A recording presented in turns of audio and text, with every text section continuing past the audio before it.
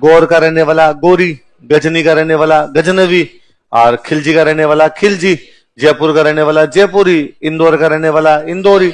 और कहते हैं भाई कानड़ देव वहां दिल्ली चला गया। दिल्ली जाने के बाद उसने अलाउद्दीन से संधि कर ली वहां पर। लेकिन एक दिन जब अलाउद्दीन के दरबार में सब लोग बैठे थे और अलाउद्दीन ने कहा कि हिंदुस्तान में ऐसा कोई हिंदू राजा नहीं जो मेरे से लड़ सके, और कानड़ देव को यह बर्दाश्त नहीं हुआ। उसने कहा मैं जालोर जा रहा हूं, आ जाना, मैं लड़ लूंगा। तो कि दिल्ली में अलाउद्दीन की युद्ध की चुनौती को कोई स्वीकार करता था, वो कौन था? इस कहानी को अपना नैणसी थोड़ा सा चेंज करता है। नैणसी कहता बात सही है, अटैक हुआ, कानड़ देव को लेके गए, पर कानड़ देव अकेला नहीं गया, कानड़ देव का बेटा साथ में गया था, उसके बेटे का नाम था वीरम देव। दोनों बाप बेटे वहां दिल्ली गए थे। आप दिल्ली में अलाउद्दीन के दरबार में दोनों बाप बेटे बैठे हैं वहां पर, कानड़ देव और कानड़ देव का बेटा वीरम देव। वीरम देव बड़ा हैंडसम राजकुमार था, तो वैसे ही यूं फूट रहा दिखता तो पूरे दरबार में चर्चा थी, यार जालोर का राजकुमार कितना फूट रहा है। और यूं वीरम देव एक दो बार को शिकार वगैरह करने के लिए गया, तो वहां भी सबसे अच्छा शिकार वीरम देव ने किया। लोगों ने कहा अरे यार ये बड़ा शानदार धनुर्धर है, धनुष भी बहुत अच्छा चलाता है, शिकार भी बहुत अच्छा करता है। इन बिटवीन एक दिन यूं अलाउद्दीन ने दरबार, और सब जब वीरम देव की चर्चा ही कर रहे थे, अलाउद्दीन तक भी वीरम देव की चर्चा पहुंची। एक दिन अलाउद्दीन ने वीरम देव को कहा, वीरम देव क्या ये बाल नहीं थे? ये बाल होते हैं अपने, तो ये बाल नहीं थे।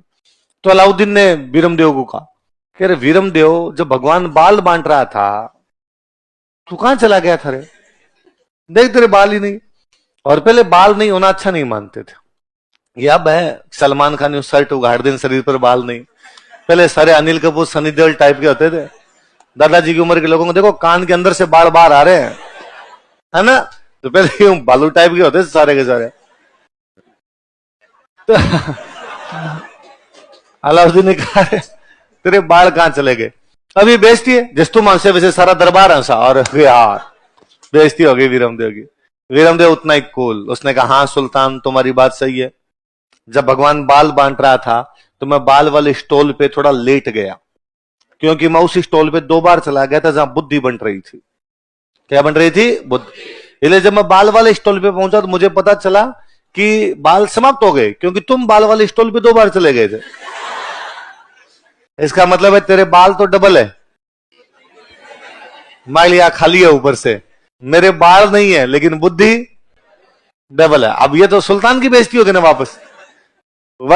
किसी को यह कहना तेरे बाल नहीं है, उस समय के अनुसार बेइज्जती हो सकती है, पर किसी को यह कहना कि तू बुद्धिहीन है, ये तो बेइज्जती है ना भाई साहब, साहब साहब ही।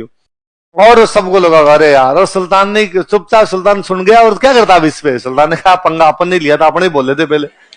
और पूरे दरबार लगा यार क्या लड़का यार, सुल्तान को जवाब दिया, सुल्तान वापस कुछ बोल भी नहीं पाया। अब पूरी दिल्ली में चर्चा कि जालोर का राजकुमार आया हुआ है, बेहद सुंदर है, बहुत अच्छा शिकारी है, इतना अच्छा बोलता है। सुल्तान को जवाब दिया, सुल्तान वापस को रिप्लाई भी।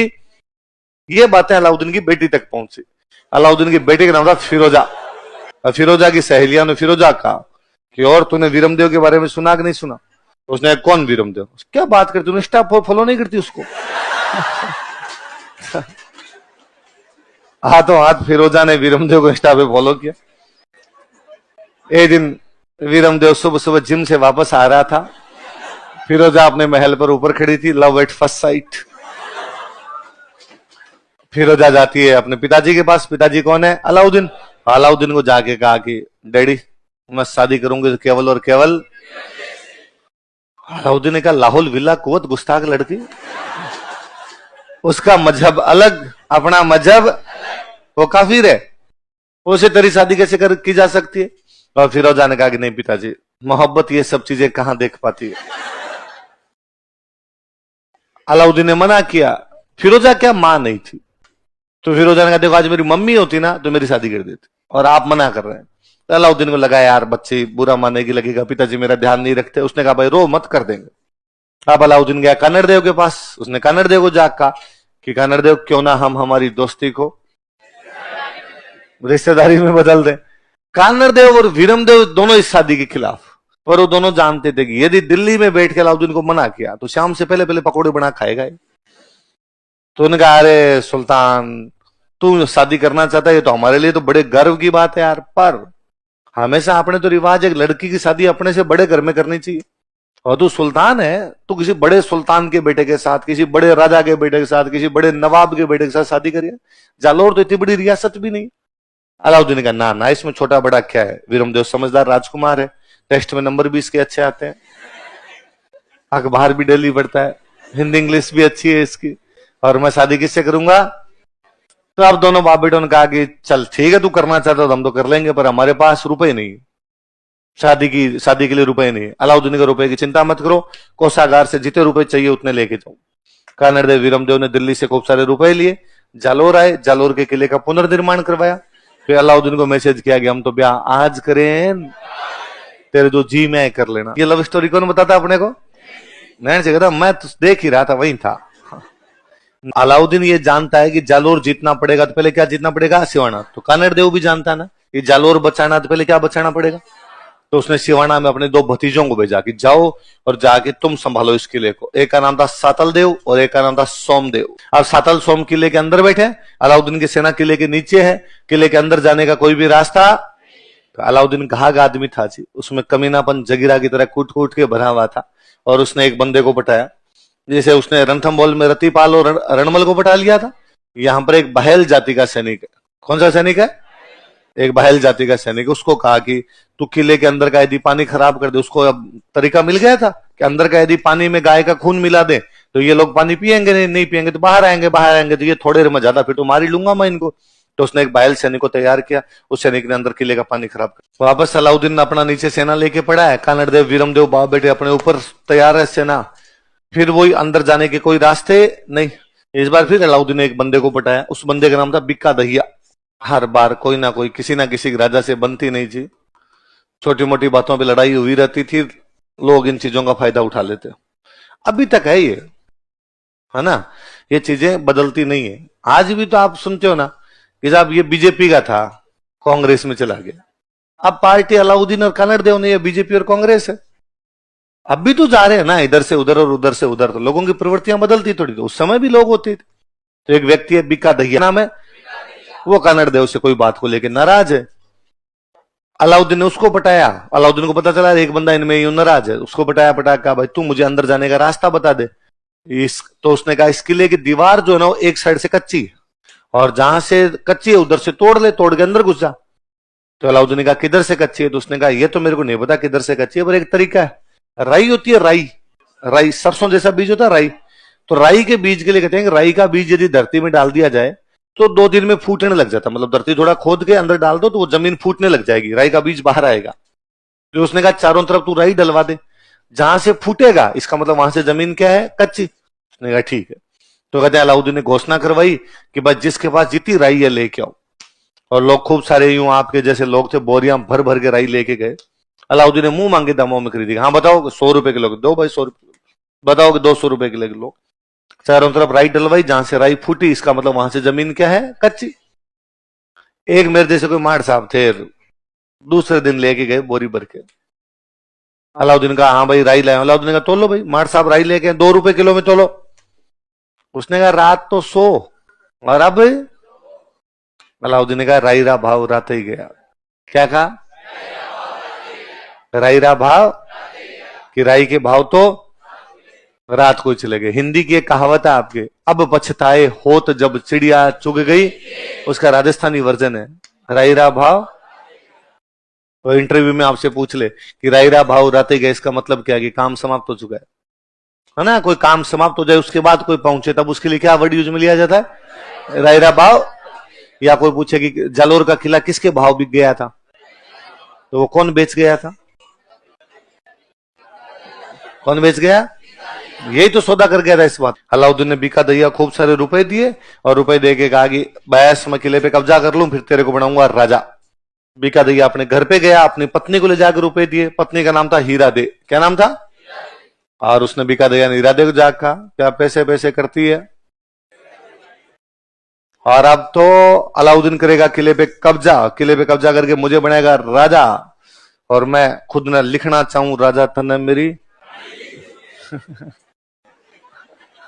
पर इरादे ने कहा तुझे क्यों बनाएगा राजा, तेरे को रुपए किस बात के दिए? उसने किसी को बताना मत तू, मैंने अलाउद्दीन को किले के अंदर आने का रास्ता बता दिया, इसलिए अलाउद्दीन ने मेरे को रुपए दिए। अब वो इसको मार के मेरे को क्या बना देगा? राजा। और उस महिला को लगा कि ये मेरा पति है, ये विश्वासघाती, देशद्रोही, कुल कलंकी, दुश्मन से मिलने वाला व्यक्ति, ये मेरा पति। इससे अच्छा है, अच्छी कोई ना, उसने मार दिया। कोई भी समाज है ना कैसा होगा, कोई भी सोसाइटी कैसे होगी, ये इस बात पर बहुत हद तक डिपेंड करता है कि वहां की महिलाएं कैसी होगी, है ना। समाज का चरित्र गढ़ती है तो कौन गढ़ती है? जो समाज में महिलाएं महान होगी वो समाज ही अपने आप क्या हो जाएगा? महान हो जाएगा। तो आप देखो, हमने इतनी हिस्ट्री पढ़ ली, आप हमारे महिलाओं का चरित्र देखोगे तो आपको लगेगा नहीं यार अलग ही प्रकार की है। आप भारत में और कहीं नहीं पढ़ोगे कि किसी महिला ने खुद के इसलिए आग लगा ली कि कोई दूसरा टच भी ना कर दे।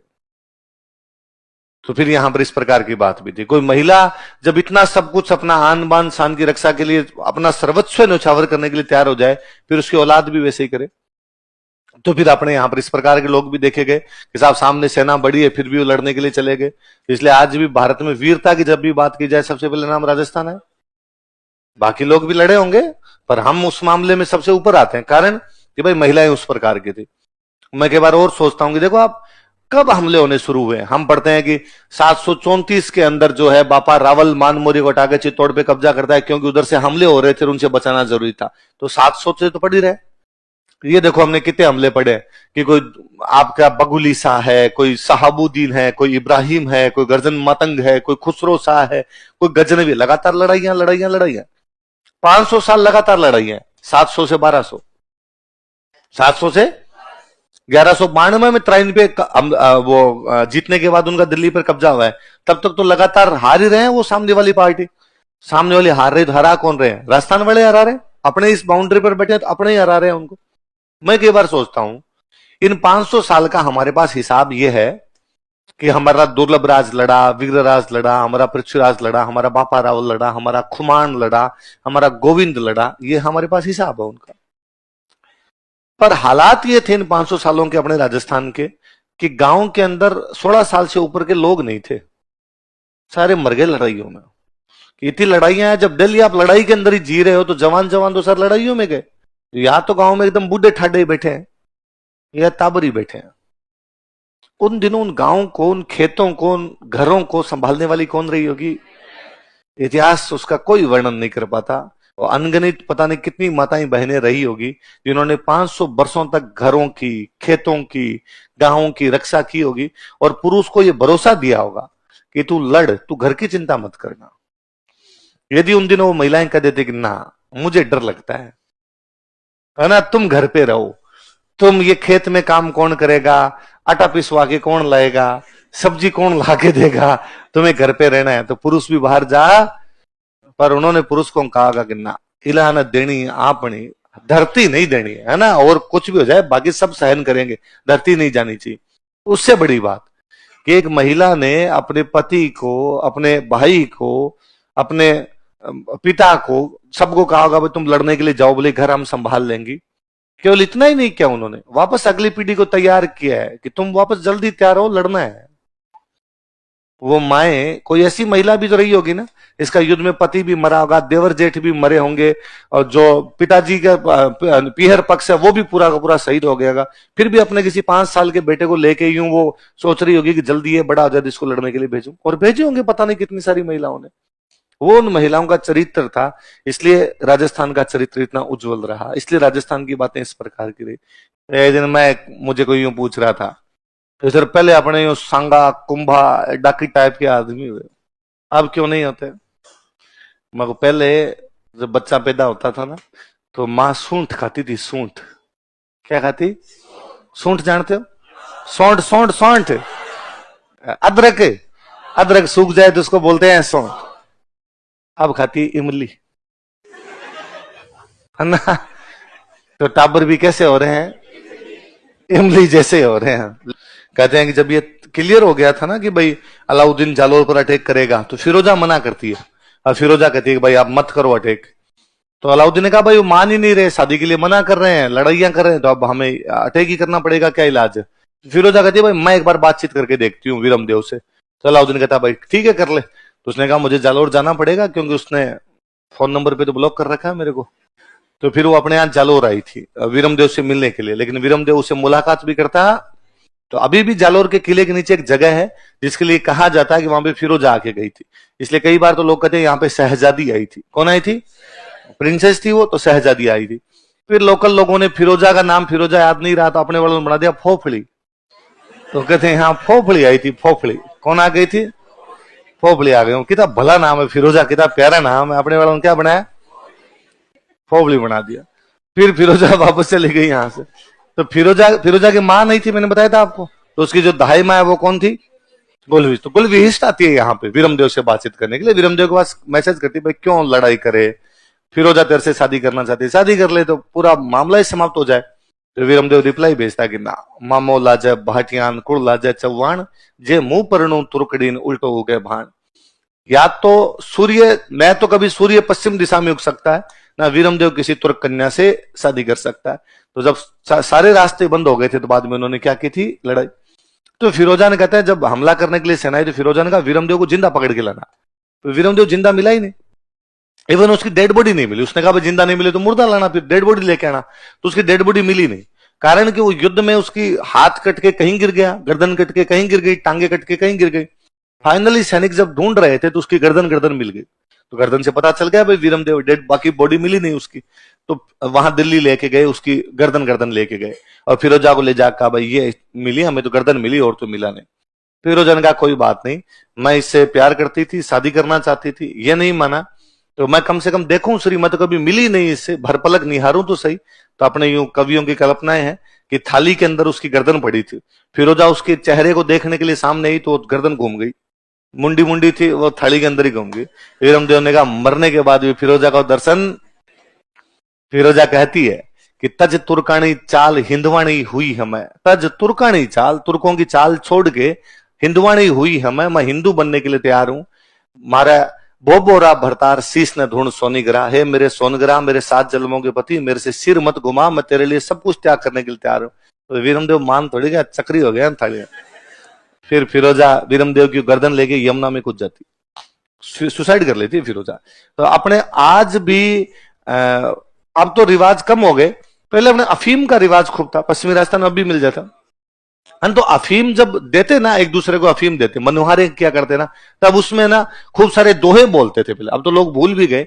और उन दोहों में वैसे होते थे दोहे कि भाई यदि कोई दान दे तो वैसा दे जैसा भोज ने दिया था, कोई अपने पति से नाराज हो जाए तो वैसी हो जैसी उमा दे हो गई थी, है ना। तो उसके अंदर है यदि कोई प्यार करे तो वैसा करे जैसे शहजादी ने किया था, प्यार करे तो वैसा करे जैसा। तो शहजादी बाद में कूद ही गई थी, यमुना के अंदर ही कूद जाती है। तो सच्ची मोहब्बत है। तो मेरे पास यूं खूब सारे रुपए आएंगे तो मैं मूवी बनाऊंगा जालोर। कौन सी मूवी? तुम्हें यदि उसमें रोल करना हो, है ना, किसी को बिका दैया बनना हो तुम में से, तो नाम लिखवा देना भाई। इस मूवी में सब है ना, एक्शन, रोमांस, कॉमेडी, ट्रेजेडी, जितनी चीजें हो सकती है सारी की सारी। ये क्या बनना चाहता है? फिरोजा।